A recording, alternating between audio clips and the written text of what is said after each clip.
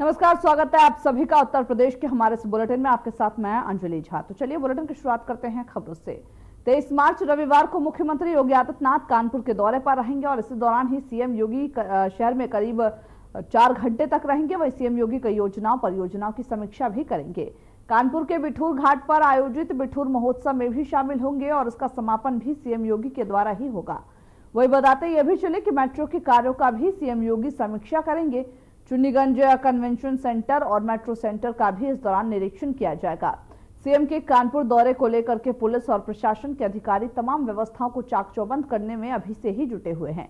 वही 23 मार्च का दिन कानपुर में सीएम के कई कार्यक्रमों में व्यस्त रहेगा।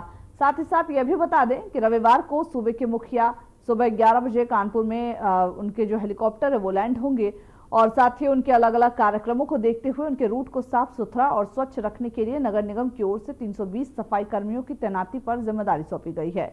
वही कानपुर पुलिस लाइन से लेकर गंगा घाट बिठूर तक सड़कों को साफ किया जाएगा।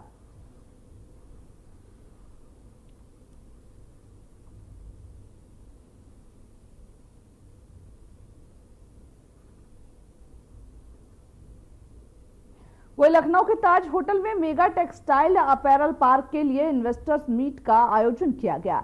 इस इन्वेस्टर मीटिंग में सीएम योगी ने शिरकत किया। बताते चले कि लखनऊ हरदोई सीमा पर 1000 एकड़ में मेगा टेक्सटाइल और साथ ही अपैरल पार्क स्थापित किया गया है, जिसका काम भारत सरकार की पीएम मित्र योजना के तहत किया जाएगा। वही सोशल मीडिया के एक प्लेटफॉर्म पर सीएम योगी ने पोस्ट किया और लिखा कि उत्तर प्रदेश के अंदर इन्वेस्टर्स के लिए गवर्नमेंट की पॉलिसी भी है, लैंड बैंक भी है, वही कनेक्टिविटी भी है और कानून व्यवस्था को बेहतरीन की स्थिति भी है। आज जनपद लखनऊ में पीएम मित्र योजना के अंतर्गत लखनऊ हरदोई सीमा पर 1000 एकड़ में मेगा टेक्सटाइल और अपैरल पार्क की जो स्थापना है उसके हेतु ही आयोजित इन्वेस्टर्स मीट कार्यक्रम में सम्मिलित हुआ। इस अवसर पर वस्त्र उद्योग में निवेश और नवाचार को बढ़ावा देने और साथ ही साथ लाभार्थियों को प्रोत्साहन राशि के चेक प्रदान किए गए और निवेशकों के साथ एमओयू भी साइन किया गया। मुझे पूर्ण विश्वास है कि इन्वेस्टर्स मीट में सहभागी सभी प्रधानमंत्री नरेंद्र मोदी की विजन को जमीनी धरातल पर उतारने में अपना योगदान देंगे। आप सभी का हार्दिक अभिनंदन और मंगलमय शुभकामनाएं। सरकार ने तय किया है कि उत्तर प्रदेश के अंदर यह केवल लखनऊ में यह इंटीग्रेटेड टेक्सटाइल पार्क ही नहीं बनेगा, बल्कि इसके बाद इसके एक्सटेंशन सेंटर के रूप में 10 नए पार्क राज्य सरकार अपने स्तर पर प्रदेश के अंदर स्थापित करेगी और संत कबीर पार्क के नाम पर हम इसे आगे बढ़ाएंगे। टेक्सटाइल के साथ साथ लेदर के भी जो नए क्लस्टर विकसित हो सकते हैं, 2 नए लेदर पार्क संत रविदास के नाम पर हम उत्तर प्रदेश के अंदर इसके साथ ही विकसित करने जा रहे हैं।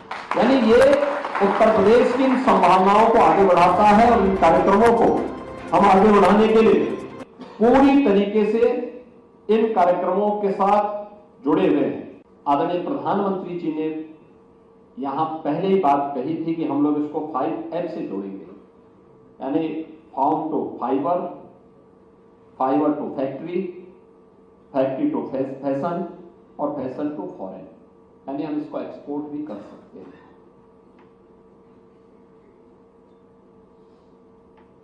यानी 5F के आधार पर इस पूरी पीएम मित्रा पार्क के कॉन्सेप्ट को आगे बढ़ाने के लिए, जिसके बारे में मैं कह रहा था, 140 करोड़ की आबादी का भारत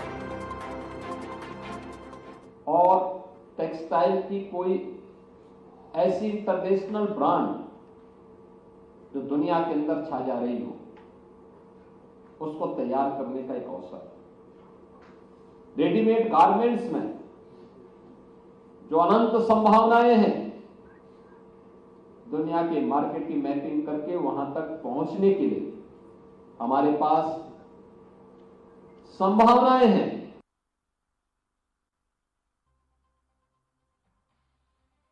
भारत सरकार सहकारिता मंत्रालय के सचिव डॉक्टर आशीष कुमार भूटानी का 2 दिवसीय लखनऊ दौरा है। वह आज उनके दौरे का दूसरा दिन बताया जा रहा है, जहां उन्होंने तमाम कार्यक्रमों में शिरकत किया। बैठक के बाद मीडिया को संबोधित भी किया। बताते यह चले कि आयुक्त और निबंधक कार्यालय में प्रमुख सचिव सहकारिता यूपी शासन के साथ विभाग के प्रबंध निदेशक अपर आयुक्त और साथ ही अपर निबंधकों द्वारा प्रदेश के अन्य 9 विभागों के विभागाध्यक्षों के साथ एक मीटिंग आहूत की गई, जिसमें संबंधित अधिकारियों और कर्मचारियों को आवश्यक दिशा निर्देश दिए गए।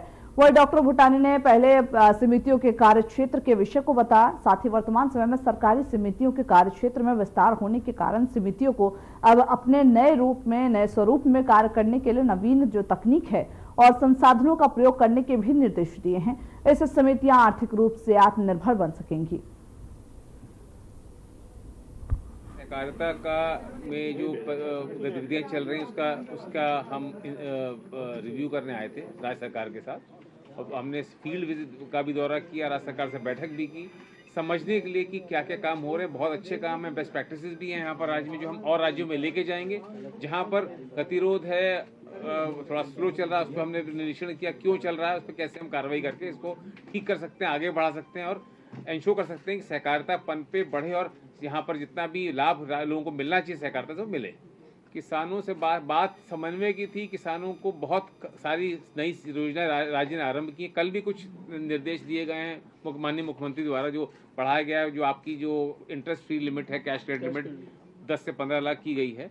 तो कैसे किसानों को इन जितने भी बेनिफिट मिल रहे हैं, जितनी भी सुविधाएं मिल रही हैं, उसमें छोटी मोटी कहीं पर कमियां हैं, गैप हैं, उसको कैसे हम दूर कर सकते हैं समन्वय के साथ, कोऑर्डिनेशन के साथ, विभागों के बीच कोऑर्डिनेशन के साथ बहुत कुछ हम और आगे बढ़ सकते हैं। जितनी सुविधा है उसी के अंदर भी हम बहुत अच्छा आपका रिजल्ट दे सकते हैं किसानों को।